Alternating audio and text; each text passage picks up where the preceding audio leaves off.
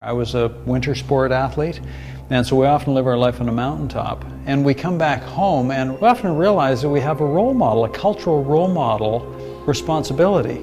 And it's not just a responsibility, but it's really an honor that we share as athletes who carry the Canadian flag and who live in our communities. This particular day was a day when I went to an alternate school, where for these kids it was either jail or the school. And I did the presentation, and you pour everything in. And of course, by the end, you're exhausted. And after, there's a whole lineup of kids that come up.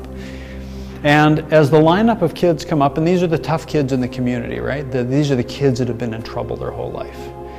And as this lineup of kids started coming up to me, all of a sudden, I saw the lineup part.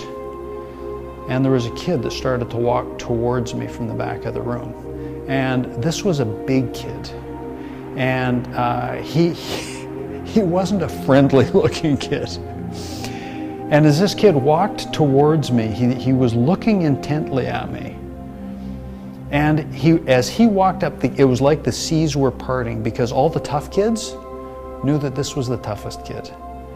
And this kid walked through, and he came up to me, and he said two words to me. He opened his shirt like this, and he pulled out, he had a chain, a gold chain around his neck, and he pulled out this little Gumby. Now, I know this sounds really simple to a lot of people, but he pulled out this Gumby. You can see, actually, in the way that he held it, you could see that this little plastic thing was something really important to him, like some kind of a symbol, I guess. And he said two words. He said, "Sign this." And I said, "Oh, sure." I didn't really know what was going on. I signed it, and he said a third word to me, right? He said, "Thanks." And he walked away.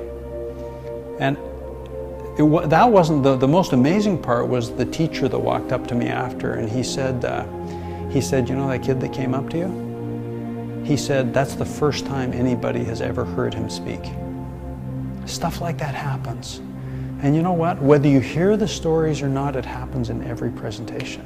There is a reason to do this kind of work that really can have a dramatic cultural impact. And when you get into doing this kind of work, you recognize that.